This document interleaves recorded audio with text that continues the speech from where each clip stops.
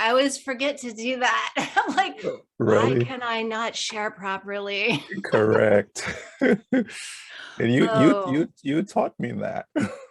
I taught you that too. I know, it's You're funny. like, I was hey, actually commenting on a post that somebody had on LinkedIn the other day where she was talking about something. And I was like, isn't it funny how we spend all of our time helping other people with that, but we have to remind ourselves of the things that, yeah, mm, yeah. Funny stuff. So, mm, Wulwyn Port, woo. how are you? Mm, I need to calm down. Let's try this again. Wulwyn, how are you? I am well. I am well. How are you, Tracy? I'm trying to do the same. Like, I think that was a really good little, hey, let's calm down. I feel literally Mm, like like I'm going in so many different directions. And it's interesting because it's a great reminder, as you may not always see yet what's germinating. I mm-hmm. wrote a post about this not too long ago, and I actually shared it, kind of reshared it in different format yesterday. But it's the seeds, having faith in the seeds we've sown, Ooh la la. and that idea of like, I just, it's like you can feel it, like you can feel the rumbling of the train before it gets to the station. Like I can totally feel a lot of the things that are going to sprout. Nothing is necessary, not nothing, but not everything I'm feeling is Mm-hmm. in physical form yet. That's what I'm trying to Correct. say. Correct. But it feels real, right? Like that's how close it is. And that's how much I'm finding the excitement of all of it. And probably why I feel like, the ideas are coming and tons of stuff is just like generating because of that. So that's where I am. Long answer to your very short question. No. That was good. That was good. And I think I love how you stated you're feeling it in the spirit. Hasn't come out yet. Mhm. Uh, but I'm same way. However, today I decided to run errands before the show instead of after. So I'm going to Lowe's, going to the bank. I didn't go to the bank, to the post office. Went to a couple different places, and I'm looking at the time, saying, "Okay, I can make it. I can make it. I can make it." And I'm in Lowe's looking at something, and I see it's 12:45, and I go, 12:45. Let's see it. And moreover, Mr. Paxton Bell, the book was hand delivered a couple, maybe 30 minutes ago. So Paxton, man, we truly appreciate you. Truly appreciate you listening in on the show. Let me turn his phone off. That's to tell you how, I'm running helter skelter here. Thank you so much, Paxton. Really appreciate it. And he sends his thanks, and he's on here saying, thanks so much for the book. It was great to see it. Now, what some of you don't know is that I bought two of Tracy's Looking in book. And I decided, along with Tracy, that I'll decide when I would do it. The person who who really gives us input, for comments and looks into our Shows email. up. Yeah. Yeah, Shows up. when you show up at our show, and Paxton just blew it out of the water. And it wasn't him just going, hi, click, hi, it was really showing up and giving input. So there's another one here. Who knows? I might do it today. I might do it next week after next. Who knows? I'm in a season of giving. But welcome to all of you. But Tracy, that's where I am. I am just there are a lot of seeds in the ground for real. Mhm. And I don't know about you, but I think the end of the year, there seems to be a whole lot of growth and changes for me. Mm. So November 16, 2011, that's when I was called, leave your job, resign. December 23rd, 1992, took Christ as my personal savior. So a lot of things happened for me at the end of the year, where I'm just receiving and just in a thankful place that what I've sown what I've been led to sow, I tend to start to reap not only what I sow in this year, but what I've sown in previous and in prior years, because I'm of the belief that your good never goes. Anything that you do, it's going to come back, right, in whatever form or fashion that you presented it. So it's good to go to give generously. I'll say that. Yeah. Over to you, sis. Yeah, I love that. Well, and I think it's interesting that you have recognized a pattern in seasons, kind of where you are. For me, this time of the year, I mean, November, December, I mean, November is an interesting time too, because, up until Thanksgiving, I remember this when I was a teacher too, like Gotcha. everything happened before Thanksgiving break. Because after Thanksgiving break, between Thanksgiving and Christmas, not a whole lot was going on. So all the exams, all the last push to get whatever you want to get in the year, right, was before Thanksgiving break, right? So the first part of the month, and it's typically been like that for me anyway, Wow. and I know a lot of other people, that just aside from work and all of that, just personally, November is a very big introspective time in general. Even if you get into planetary alignment, what the planets are doing at this time of the year, I mean, I'm not big into astrology. I don't know much about it, but Gotcha. for centuries, that's what people used kind of to be able to track time and to track seasons and to track all sorts of things. And there is a lot, even histrionically and historically speaking, throughout the times, of that period of time as well. So it's, it is a harvest time, like you said, reaping, receiving, giving and receiving. But I think we're given a lot of inspirational realizations at this time of the year as well. It's not just, I mean, we start to ramp up for Thanksgiving. What am I grateful for? But which it brings some introspection. But I think we collectively have been in a very introspective time, since early 2020. At least the offering of it was, whether people went introspective or not. Correct. But I think by now a lot of people have at least spent some time considering what is my life, what am, who am I, what do I want to be, what do I want to be reaping and sowing. So so I believe that now is an interesting time in history, aside from this typical time of the year, because of what we've been through in the last 20 months. And for me, one of the things that came through really soundly, this is going to go really deep. So if I lose some people, I apologize. I've kind of learned to, I had a client say to me today, because he's really hitting some, I've had 2 clients in the last 2 weeks hit some massive transformational points in session. And, he said, I have to be honest. He's been working with me for 3 years. He goes, when you first started talking that first year, he goes, there was a lot of stuff that went over my head. And I just had to kind of let it soak in without understanding, knowing that it resonated on some level, but I wasn't making conscious connection yet. And he said, where I am now 3 years later, he said, now as I hear you, as I listen to you, it's not only making sense, it's connecting. It's connecting deep within, my soul, so to speak. And and I'm understanding, that point. And I said, I really appreciate you sharing that with me, because for me, that validates what I've always felt. When I was a young mother, I was grocery shopping at one point, and my daughter, I've always spoken to her as an adult. Right. I never did baby talk. I never did any of that stuff. And she was old enough to sit up, but she was pre-verbal.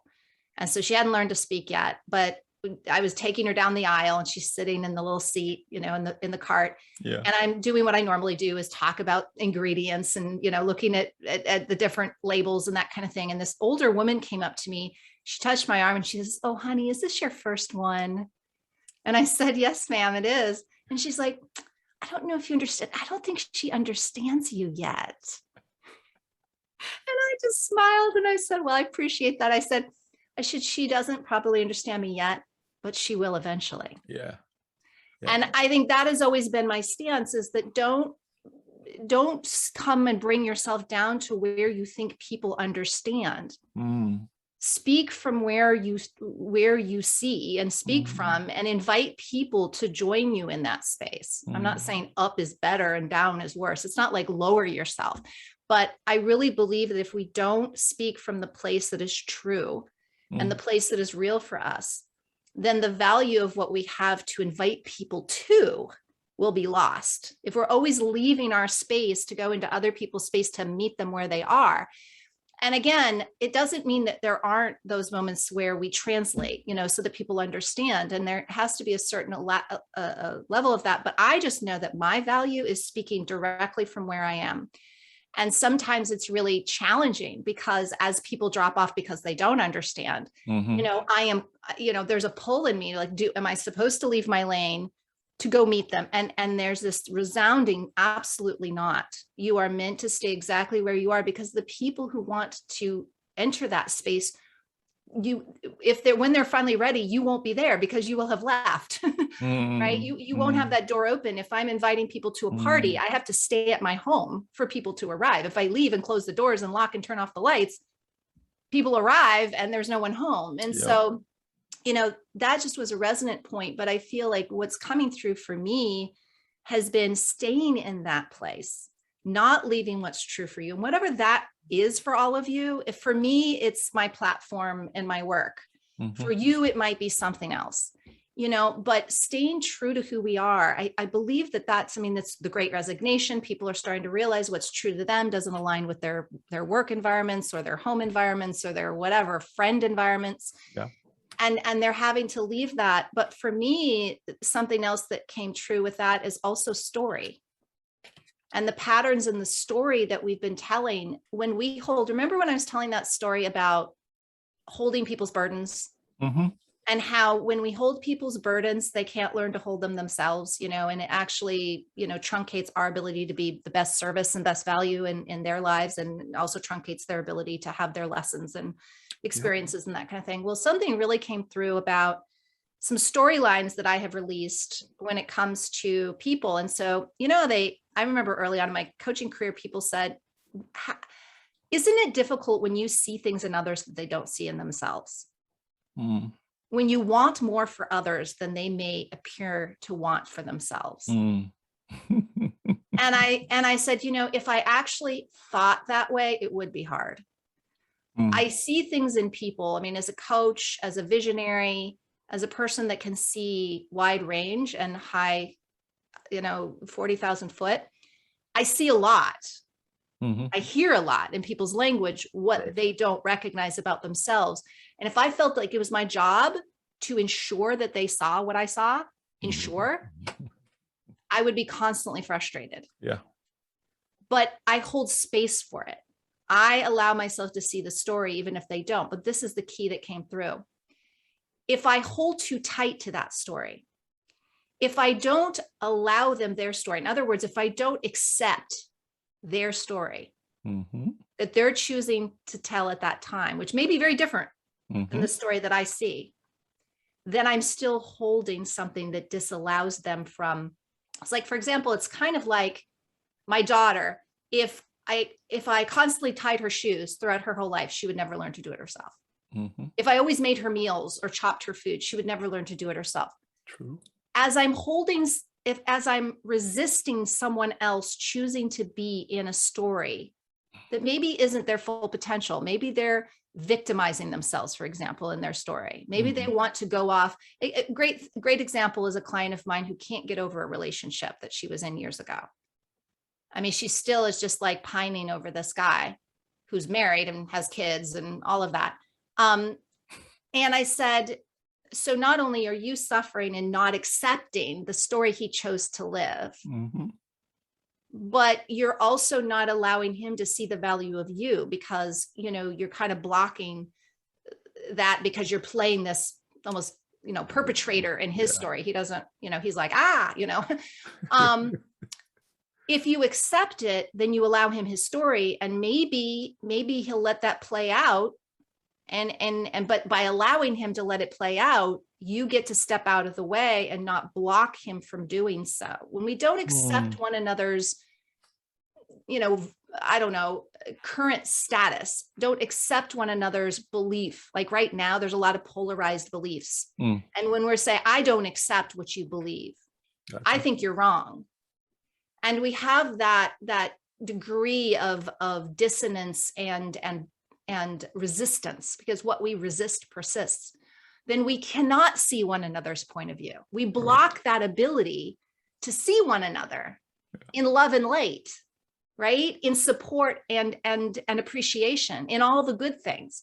All we see is that battle story, right? And then if that person's story doesn't align with the one you think they should have, then they block you because they don't like that you don't like their story, right? So it was just coming through so strongly in this whole piece of how can I hold I do it in my work all the time, but what came through is in life, right? In my personal life.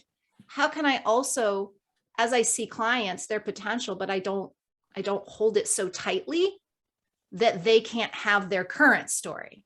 Correct. That they can't, if they choose or not, they may choose to go totally the other way, disengage from my coaching, disengage from my platform, all of that. How can I still know that potential and still love them in that and accept them in their current story?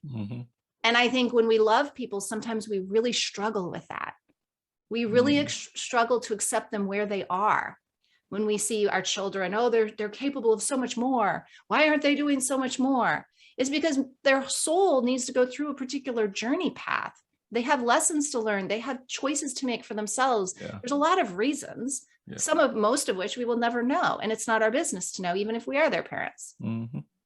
But we block our own ability to be in their lives in an open, supportive, loving way when we don't accept their current narrative. We may not agree with it. That's okay. Correct. But if we don't accept it, we're also changing the dynamics of us being in their lives. Because we're not, it's like we're holding on to something that they just want to be able to hold themselves. It's their life and their choices and their decision. And when we keep making it about us, right, we don't really understand that. And I might not be coming through because it's still I mean, it came through literally in a meditation this morning. But it is so clear to me where we are not allowing ourselves to fully, not just show up, but be with one another. And we can do both. We can hold what we see, and we may even feel deeply inside no, and someone else's current narrative that may be completely different from that. We can.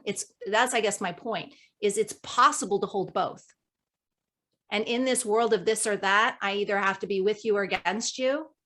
We think we can't, but we can. And that's the message, right? We can. Paxton's going, commenting loud and clear. He says that your truth that you just spoke. We'll also have, so is this Mr. Phillips, Jeff Phillips? Oh, it could. Wow. It seems as though Jeff wants a book, but dude, you already got one, man. You got a whole printing press over here, my friend. So we have Roy. Before I jump in, let me just go over a couple of things. Roy, earlier when we were talking about, I think he's putting a whole lot of loves up there, so hey, Jeff. I'm with you, bro. He's sending his love. So Roy goes, law of cause and effect thing earlier when we were talking. And then Jeff goes, I see it when you were talking about your daughter and speaking your language to her. And the lady comes in and says, I don't think she understands. I see it as empowering your daughter versus disempowering. Jeff goes on to say that it's like playing with a better tennis player to get better. Same with language and learning. Paxton goes, you should always be teaching what you've learned. Roy, Traci, you can help people grow. Jeff goes again, people want to be right. Until we see this and are willing to get out of ego, it is challenging to grow together. So, as I was, thank you, Roy, Paxton, Jeff. Jeff, Traci says you're getting your favorite dinner tonight. Yay! But no, when you were speaking, someone who doesn't know you, so someone who doesn't know, your MO, they would say, but that's not communication. Communication is when you speak, the other person understands, and that's what you're doing. And I dare to go and verbalize for you, saying it's communication, but it's a micro component of that communication piece that you've Correct. agreed Very well to. put. We're coming in this space, and this space is a play. As we say here, it's our sandbox, and in this sandbox, certain things will be said, but we know the motivation of what we're saying here is for growth for both of us. Yes. Because even in the coaching, as you're coaching, you're growing also as you're engaging, with the clients. But I want to jump off on a point that you talked about.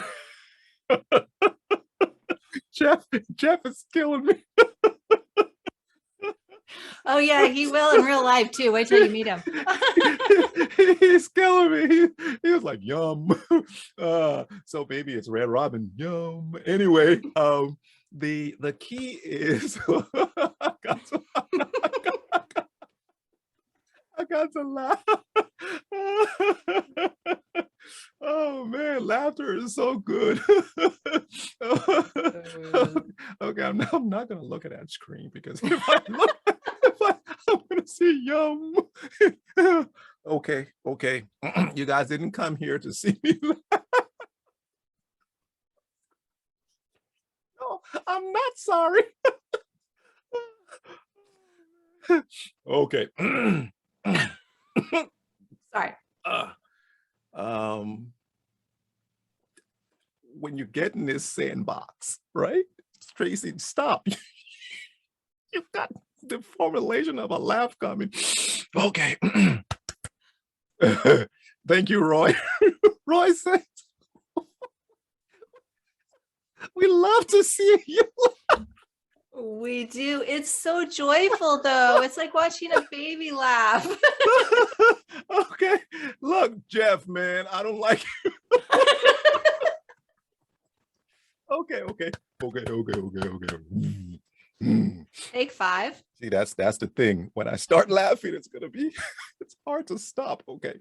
Um, when you do get in that space, right, where you've communicated that we're coming in here and we're about to talk, and the motivation is, it's growth.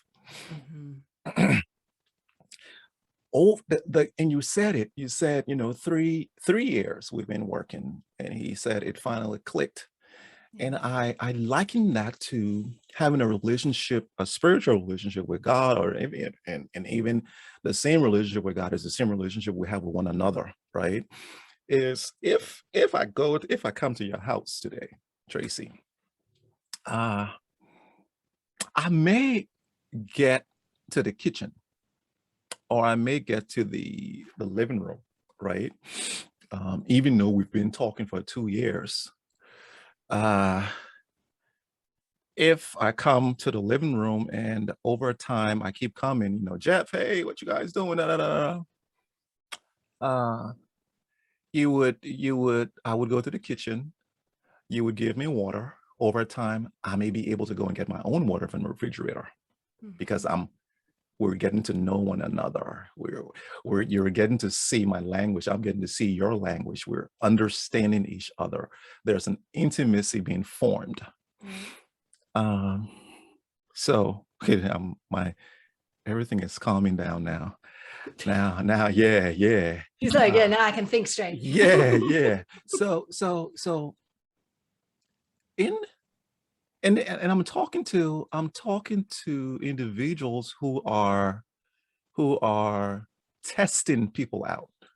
And when I say testing, be it a relationship, be it a business partner, be it um whatever you're doing, a client, you have the initial conversation, the get acquainted call, where you're looking, kind of like her. Yeah, okay, I like him. We can work together.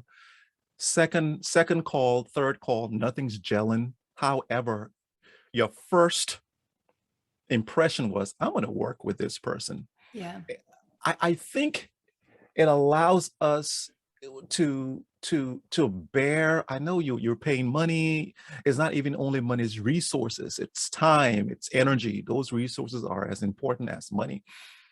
To give the other person the chance, as you were saying, as you were conversating, and the guy says, man, I have to give him kudos, because he says, man, I'm sitting here, this this lady's just talking stuff over my head, but he's getting something, but he's not getting the entire, he's not getting the meat, he's getting the milk, right? And you know why?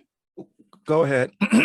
Because he's not ready. Mhm. And that's the beautiful thing. Just like my daughter can only understand developmentally what she's ready for throughout the stages. And that's the thing too, that we need to hold tight with relationships of any kind, whether it's coaching or not. I mean, as long as the people feel like there's something valuable that they're getting, that's the key piece.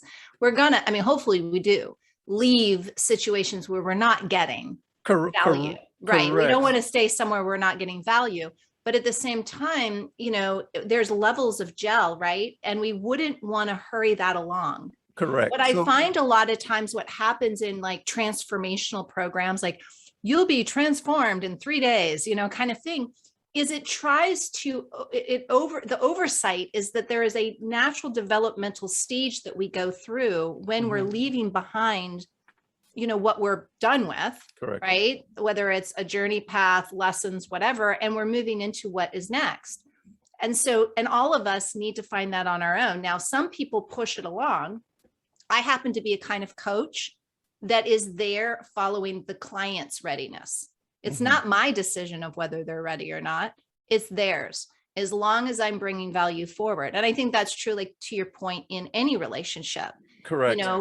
That's the key piece, is that, people think, but I want transformation right away, or I want this right away, or what's your 10 steps to get this to me in 8 weeks? I'm like, if that's what you're looking for, I'm probably not going to be a good coach for you, because unless you're inherently ready in 6 weeks or 8 weeks or whatever that is, we will follow a certain course. But what I find is really interesting is people's stuff will come up in story.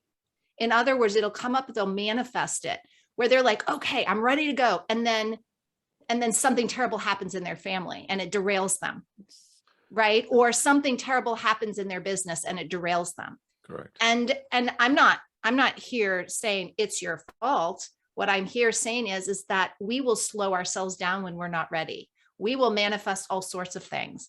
We will stub our toe, or we will, throw our back out, or we will do all sorts of things if we try to even push ourselves towards things before we're ready. I've seen all sorts of crazy things happen in people's lives when they're like, okay, I'm doing this. And then bam, all the stuff starts to fly out of the skeletons start to fly out of the closet. And it's good because we now can address it in real time, right? But this is the whole piece. And when people say, oh, I didn't get to where I wanted in a year, what you have to remember is that the only reason we don't get to where we want to be is because of us, not because of anybody else, and if we stayed with people who weren't getting us there, then that's on us too, but the whole point is that we have a readiness and a development. And what this client said, he says, it's really beautiful is, I know it's because I wasn't ready to own my visionaryhood. He says, all of this was you've been saying to me all along. And I knew it because I wouldn't have signed up with you 3 years ago, for this if it weren't true. But he says, I just never saw it. I knew deep inside there was something to it, but I just couldn't grasp it. And I'm now finally ready to see that. And I see that I'm ready. And I think that's the glory, hallelujah moment, is when the people birth themselves, knowing and taking full responsibility for their own readiness at that moment to transform, because we're pulling ourselves through the birth canal. It really is absolutely true. We birth ourselves. Definitely. So Traci, you should let me finish my thought. You jumped into my. I'm sorry. You did, Jeff. Hey, come on, man. He gets it all the time. He knows. Come on, Jeff. Come on, man. No, all that you said, it was supposed to be said in that time, right? So he's ready because the intimacy that you guys have built and the work that he's doing, right? Kudos to him, as I was saying, Yeah. kudos to him, because it's not the relationships that we have should not and cannot be one-sided in order for us to get to the place where this relationship is supposed to really reach its climax. So when I am in my marriage and I'm pointing at my wife saying, you do this all the time you do this, you cut me off, you do this, you do, and I don't see that I need to be mature. Like, in fact, what happened just now? Let's let's dissect this real time. Let's break this down. When you were talking, when I said something which was rhetorical, you came in, you answered. You know why he was ready? Well, and you went for about 2-3 minutes talking.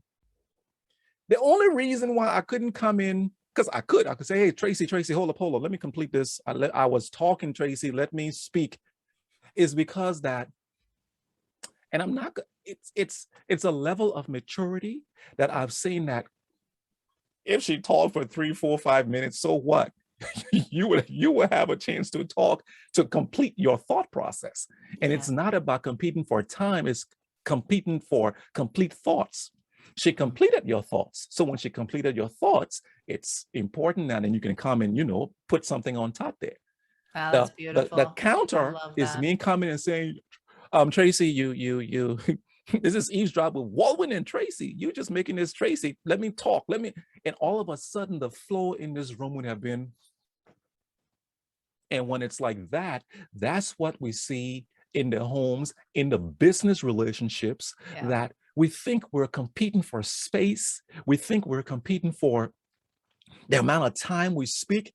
We think we're competing. And this thing is so abundant. There's abundance in this world that even if I let you speak for 55 minutes and I come and speak for 1 minute, something's going to happen. Something magical is going to happen. So I think what this is changing for me, even as we're dissecting this, is learn to be so comfortable in yourselves that if the spotlight isn't on you, it's okay. You don't have to own it.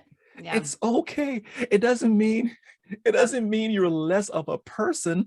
You have less ideas. You're low on the totem pole. It's just, this is how it is, because you want to be gracious and graceful to your partner, so that when you make the mistake that you perceive as that she did was a mistake, when you make the mistake, you want that same grace to flow towards you, right? Absolutely. It's and we come back to our word, reverence. It's taking reverence. It's mean reverencing your thoughts, reverencing what you wanted to say in this process, because that's what you needed to say. Me coming in and stopping you is it's rude. It could have been, let me tell you what went through my mind. Let me tell you exactly what went through my mind just when it happened. I started to fidget with the microphone. I did that for a second. And do you know what went through my mind? Oh my goodness, the men who are watching, they are saying, gosh, she's over talking him and he's not coming into to speak his truth, right? And I'm thinking that, I'm processing it, and I'm like, but I don't care what you think. And I'm not saying, eavesdroppers, I'm not saying that to you. I don't care what you think, because my thing is, I'm going to be graceful to her or to this person. And no matter what you think about me, one of my core values, integrity. So I'm being integrous. I'm holding my space and saying, even if I don't speak, let her speak. I'm being graceful. So team, I'm gonna bring it back to you, Traci. When we find ourselves in communication, or find ourselves in places where we think the world is looking at us and it's abnormal, what we're doing is abnormal, or it's not macho, or it's not feminine, it's not what we're supposed to be doing, because your true north, honor your true north, honor your core values that you have, because when it's over, you can go to bed and sleep. There's no friction. There's no. Back to you, Traci. I think that's so great. And I'm really appreciative that you just kind of jumped in and boldly took that great opportunity, you know, One because second, Jeff. Jeff, type what you're putting in there. And that was the story I was telling myself, correct? yeah. Which isn't true. So you Well, go it in is to there. you. I think that it's again, and that's One second, Trace. 1 second, Trace. So Jeff, put in what you were thinking. Please put in what you were thinking. Let me go over a couple of these, Traci, then we can jump, then you can come in, please. See, I'm doing it now. Jeff goes, for example, if I hear a word that I don't understand, I can usually figure it out by how the person who said it acts. Paxton goes, it's their perspective that they didn't get where they want to be. In reality, they did. Roy goes, good point, Paxton. So I love the cross conversation in there. And Jeff goes, that is the story you're making up. I was thinking something else. So Jeff, man, please go ahead and put that in. Roy goes, we appreciate you letting each other present their thoughts completely. Definitely. So go ahead. And Paxton, if you were, put what you were thinking in there. So one of the things, you know, I appreciate, like I was saying is that, you know, you kind of boldly stepped into that place because, you know, and like Jeff was saying, I was thinking something totally different too, because when I busted in, it was what you said before, which is, I think, what you and I do best and what everybody is really doing, whether they know it or not. And our ego just tells us it's coming from us and it's all about us and we got to trade stamp it, is we're channeling.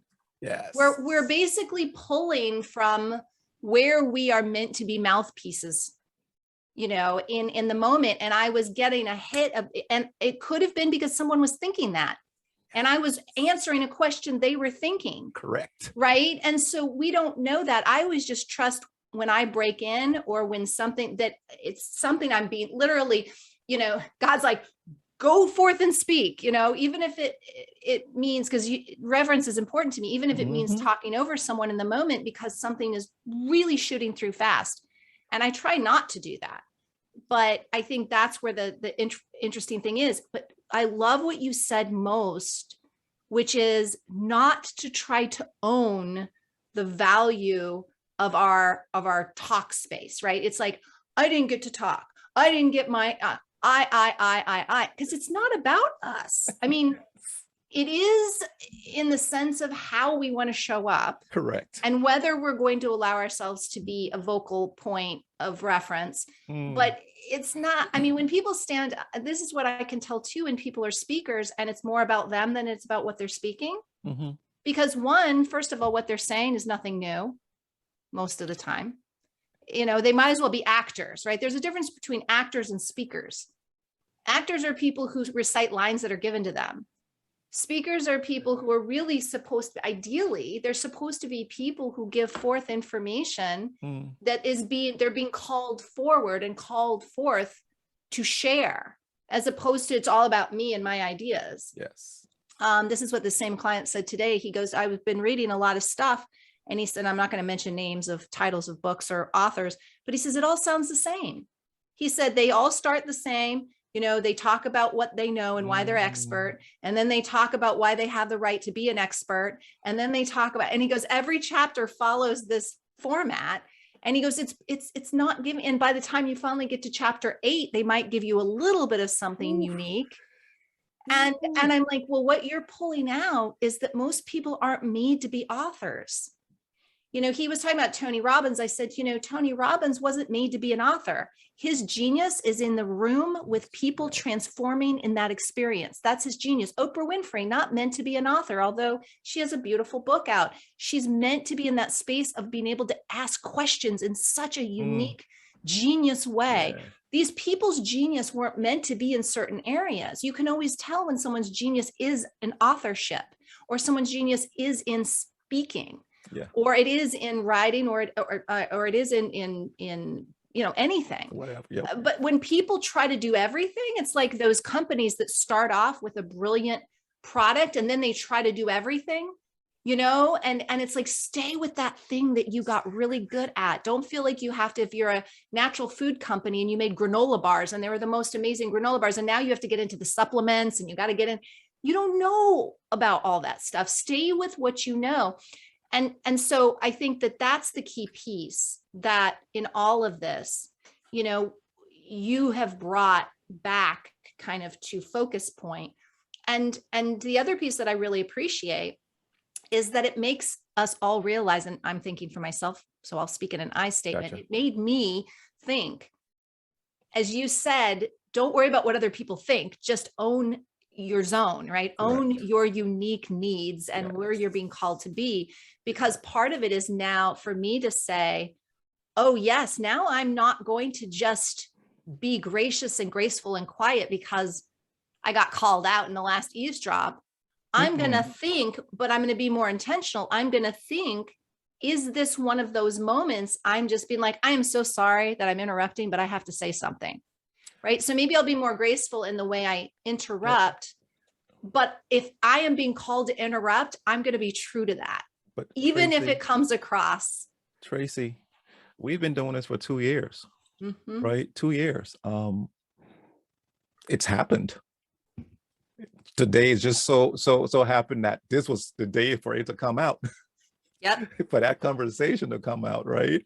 Right. Um, and everybody, so Jeff goes, I don't think you were being weak or not standing your ground. True, and wasn't on that either. I was thinking, Jeff continues, that Traci didn't realize she cut you off.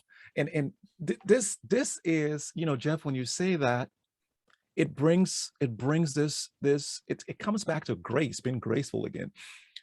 And Some aware. people don't know what they're doing, and because they don't know what they're doing and you think they're intentional, you go from within, mastering yourself, get out of yourself, and come in to prove a point that really didn't need to be proved, right? I heard something the other day: master yourself Yeah, before you can start mastering others. that's it. So if I'm engaging somewhere, and I tell you this, my Verlin would come and talk to me. When she talks to me, I tick her. And Verlin's my wife. I tick her. That's for people who are watching, new folks. Jeff, that's you, man. Um, so when she comes and she tells me something, I tick the brunt of it, her cares, right? And I'm like, oh, how to fix that, how to do that, huh? And I tend to get out of myself and I move from the smiling, joyful individual, and I'm, gosh, is it? I need to do this. And it hit me the other day that I'm not, I'm not an emotional person. And that's my truth. I'm telling myself I'm not an emotional person. I'm a spiritual person. I'm a spiritual being. And I will deal with this spiritually. And I know emotions are good. We had this conversation prior, go to EP 18 or so from last season. But in this space where I'm speaking about Verlin and I, in this, when she comes and she tells me something, and I become emotional and I get out of my core values and I'm going haywire. It hit me yesterday or this morning meditating. I am not an emotional person. I am a spiritual person. So in this setting, I am going to spiritually take care of this. Imagine what you said earlier. You see it first, and then it's coming thereafter. You're seeing all these things that will occur in the future because you have to see it in your mind's eyes. So when I tackle moving forward, when I engage with this, I'm going from the spiritual point. And what I mean by this, you know what? I'm just gonna say it, and I'm not gonna worry who gets it or who doesn't. I'm gonna talk it, right? Just like what you were talking earlier. When I attack it spiritually, I can see what I need. I don't react. I process first when I attack it spiritually, because I think it, I pray it, and I think about, okay, what are the steps? And then I do what I need to do, not react to what she says. Something that would make me go, okay, let's go do something. Let's go do that. No, I do it spiritually, and then I speak it forth physically. And most times, what happens in the previous setting, Tracy, in how I process, not process, when I react, it disturbs both of us. It disturbs both of us versus when I process, think it through, pray it through. Not that I have all the time to do, because sometimes it needs to be done, right? But most times the reply is soft. The reply is thoughtful. The reply is gracious, if I may say. Over to you, sis. Well, and I feel like the more we practice that, the quicker we can do it. So, I mean, I'm listening to you talking, and some people might be thinking, oh my gosh, I don't always have time to step away and process and think and then come back. But we can actually learn to do that very quickly if we're intentional about it. That can be in a span of like a minute, all of those steps. Yes. And that's kind of, I think, what you were practicing, with me, just a few minutes ago, is that you had that story going in your head, but instead of reacting to it, the one thing too that I'm going to make a big distinction with is that we are emotional beings, right? We are all those things, but whether we act on that or not is what I'm hearing you say, is that we do have an emotion. I'm just, as a side note, emotion is a way in which we collect information. Right. So when people are just like, oh, I gotta put my emotions on hold, or I can't be emotional. Well, I think what we need to remember is, just as we wouldn't necessarily block our thoughts. I mean, sometimes if they're negative, we try to be, try to get a hold of that. But, thoughts come. We don't think of our thoughts as something we have to, that weaken us or anything like that. We really think about our emotions sometimes that way, but it's all information. It's just information gathering. So we really want to watch our narratives around that. But we are emotional, we're spiritual, or however you want to look at that.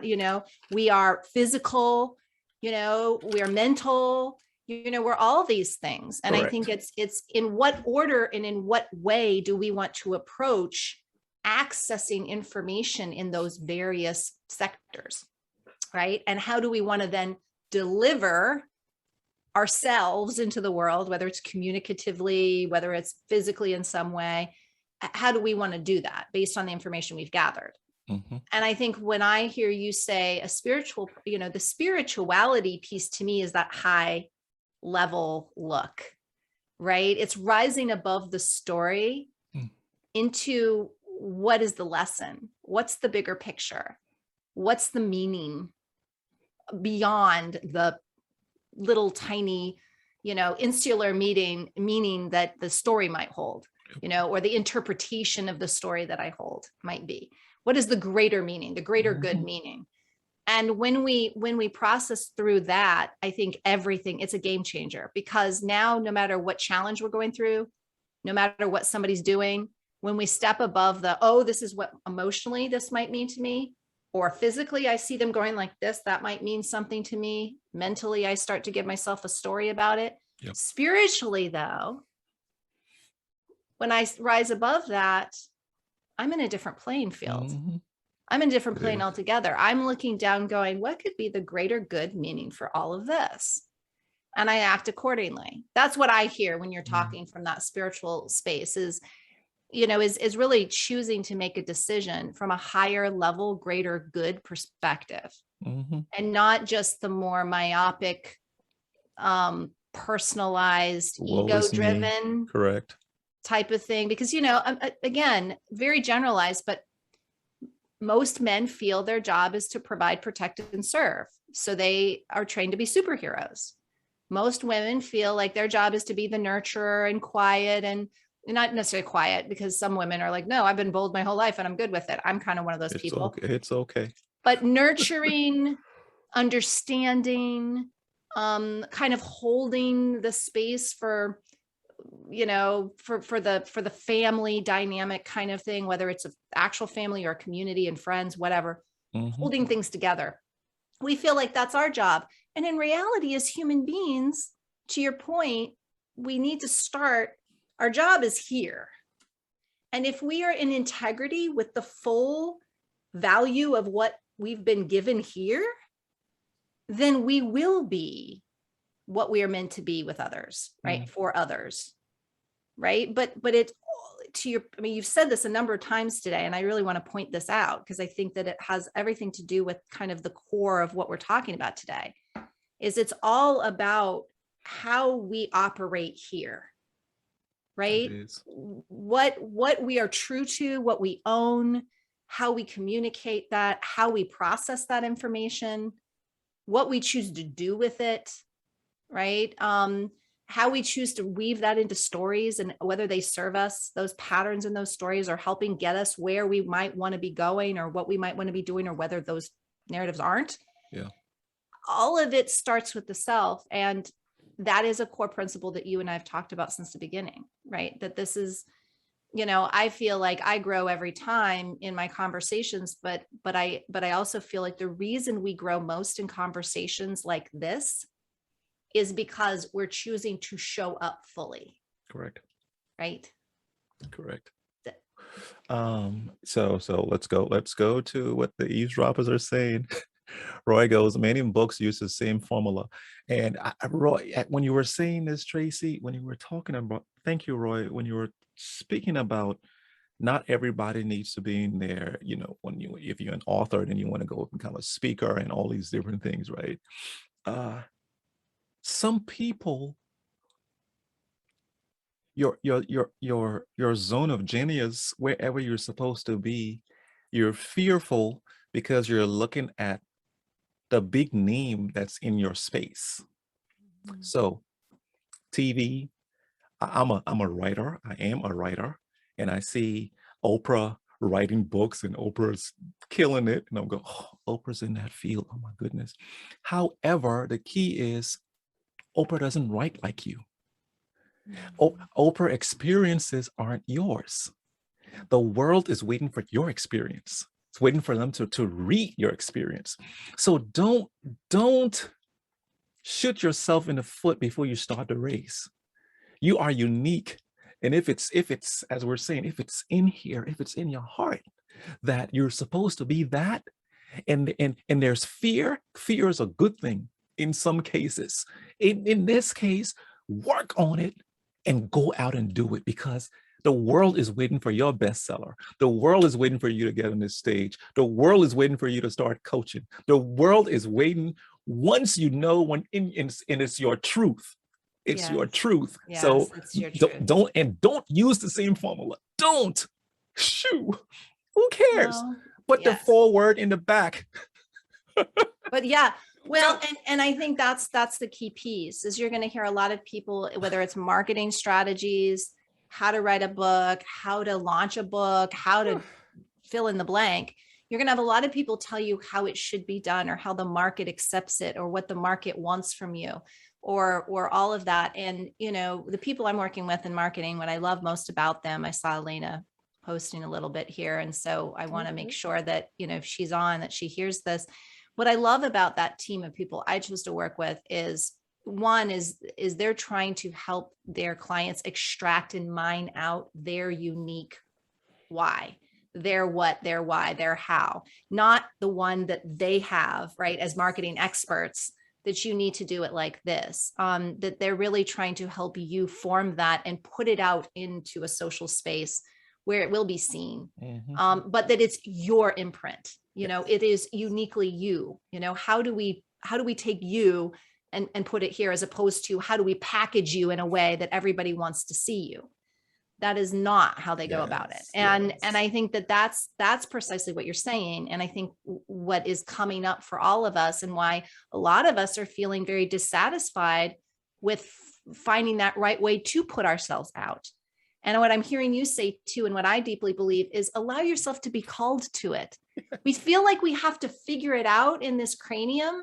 Like, oh, I got to figure out how I'm going to do this. It's like, let it come to you. It's when we go seeking constantly and having to convince ourselves to follow a certain formula or format or type of thing, because that's going to get us, why we need to ask ourselves, why do we need so desperately to be seen? Are we not seeing ourselves in some way, and we're hoping that the surrogacy of other people showing up and seeing us is going to make up for us not seeing ourselves? Drop the mic. It's quiet in here. So That's the deep. key piece, is why are we feeling we need to be, what is the message? Is it something where we're breaking in on a friend and because that interruption feels like it's necessary, or is it because we just want to be heard? I mean, because sometimes it's appropriate, other times when if it's coming from ego and it's like, oh, I haven't been able to talk, I just need to talk now. It's probably not. Mm-mm. Mm-mm. Right. So that's the key piece. It's not always black and white where interrupting is always bad, or, being patient and kind and quiet is always good. Correct. Sometimes we can flip those depending on the situation. And that's what we need to be able to be called from an inner guidance, upper guidance space. Because otherwise it is automatically going to be coming from this space right here. And this space is all about ego. Oh, with all of us, it's not a bad thing. It's just an it thing. It just happens. That's what happens. So I like how you twisted that.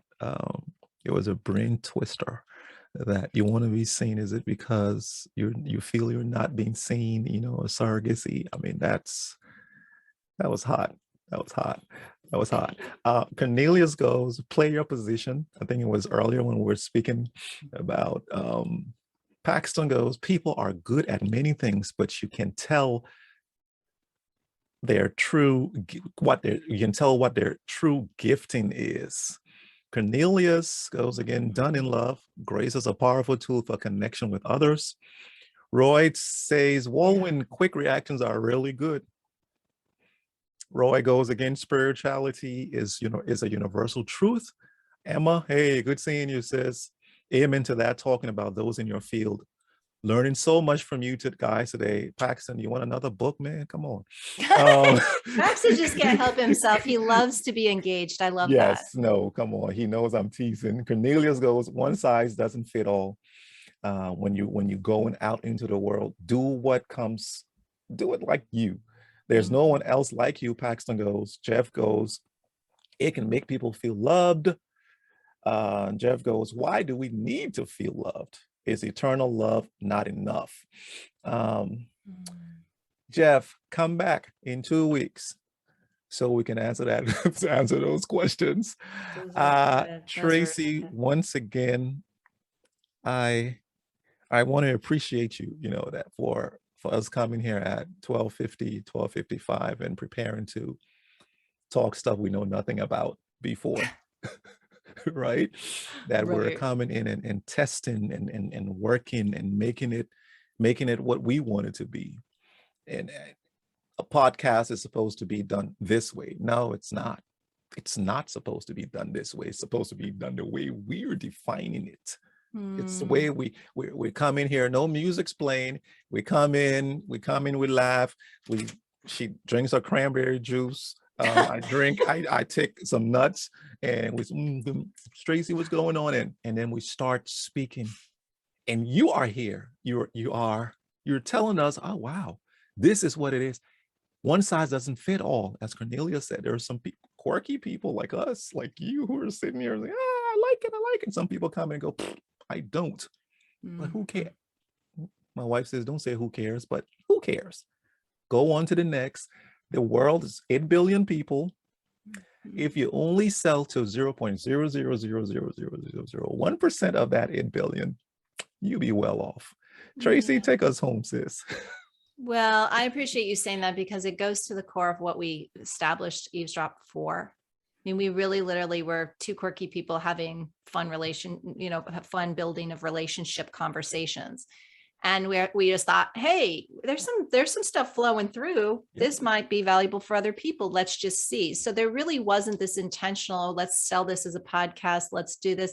Let's be raw. Let's be real. Let's not be scripted. Let's not think about what we're going to talk about. Let's just come on and talk about what comes through, because I think that's how we set ourselves up. It's like Kyle Cease. I don't know if any of you all know who Kyle Cease is. He's a very, he made his way in the world of comedy, really hysterical comedian. Well, I think, aren't they all? They're supposed to be, at least, but a great comedian. And then he went he's like the antithesis to Tony Robbins. Tony has everything planned in his events down to the nth degree. Kyle Cease basically shows up and is like, I don't know, we'll do whatever happens in the moment. So he says that is that it's in the moment because you are forced to be a catalyst for the truth of wherever you're pulling from. It is not, it can't, like the human mind needs to be prepared. That is the only part of us that needs to be prepared. Yeah. The human mind, that is the only part of us that feels we need to be prepared. The rest of us is good to go, like any other animal in nature. That's like, we'll deal with what comes, right? But it's our thinking brain that tells us we have to be prepared. And so what we're trying to do is we're trying to engage the rest of the human aspects of ourselves. And that's what we're truly coming here to do, is to be imperfect, is to not be planning and conceiving and conniving, that wasn't the right word, manipulating this in such a way that it has a particular outcome. Scripted. We are understanding that whatever's meant to be, which I feel is the juice and the beauty of the world and life, will come through. So I give great credence to that. And because we have stayed true to what we started with and what has continued to stay true to us. And I thank you for being my partner in the sandbox with that. Hey. And for all of you for being here to be with us. I mean, you're helping create our community, which just makes it more fun. Thank you for, I mean, you got 7, 8 people, 9 people at the end of this. Thank you for staying. Yeah. We love you. We appreciate you, and see you in the next 2 weeks. And no, next 2 weeks, Thanksgiving. Nah. No, we might have to look at that because it's the day before Thanksgiving. Yeah. We'll see. We'll definitely work. Love you guys. I don't do scripted. Cornelia, no, I got to do this. So Albert Brooks, man. Okay. Yeah. Thank you both for sharing your authentic selves. Cornelius goes, I don't do scripted. Highly valuable. We appreciate your perspective. Thank you for giving us 3% of your day. Roy, yeah. Roy goes, it works well, Tracy, being unscripted. Come on, Cornelius. I mean, how did you check that 3%? 1 hour divided? Man, you're good. Hey, love you guys. I know. Thank you so much. See you guys.